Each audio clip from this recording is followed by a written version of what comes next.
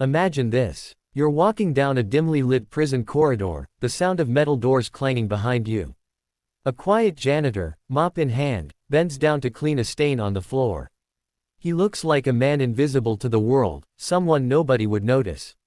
But what if I told you that this same janitor, the single dad everyone ignores, once wore the patch of the most feared and respected Special Forces unit in history, Delta Force? Stick with me till the end, because this story isn't just about survival, it's about redemption, fatherhood, and the power of never underestimating someone who's been through the fire.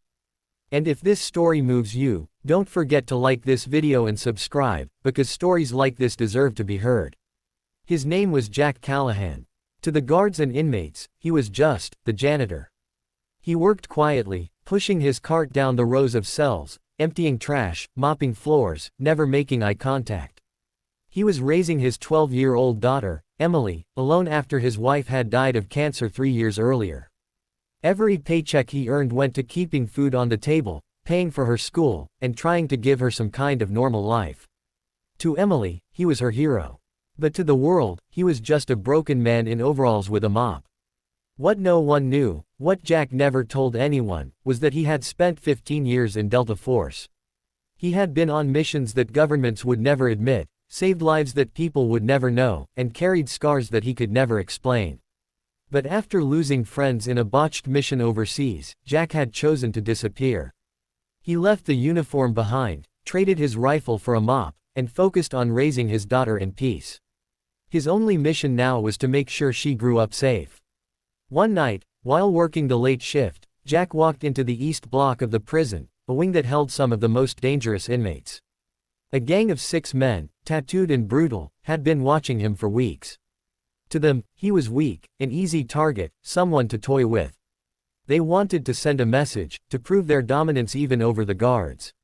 And that night, as Jack turned the corner, they surrounded him. "Hey, janitor," one of them sneered.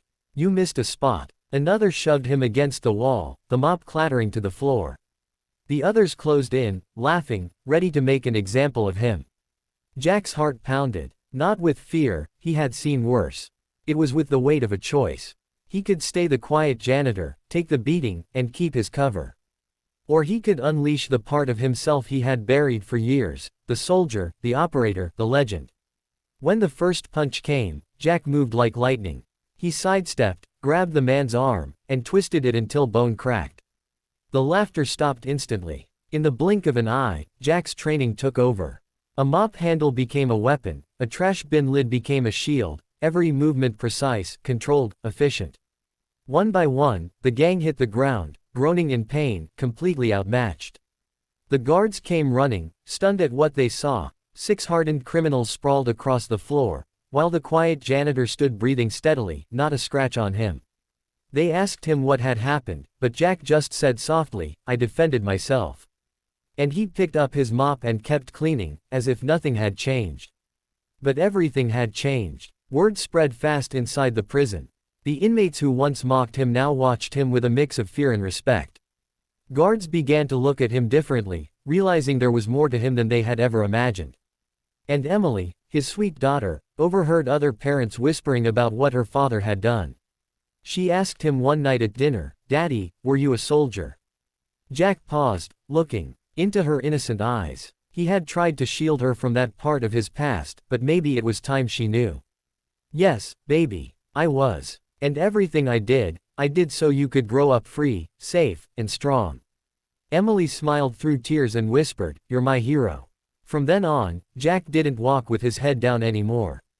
He wasn't loud, he didn't brag, but he carried himself with quiet pride. He still pushed his mop, still worked the night shifts, still came home to cook Emily dinner and help her with homework.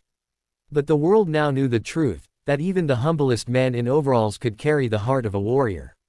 And maybe that's the message we all need to remember: never underestimate the quiet ones. Because the janitor you overlook might just be the same man who once carried the weight of a nation on his shoulders. So if this story touched your heart, if it reminded you of the strength hidden in ordinary people, hit that like button and subscribe for more stories that inspire. Because heroes don't always wear capes, or even uniforms. Sometimes, they just carry a mop.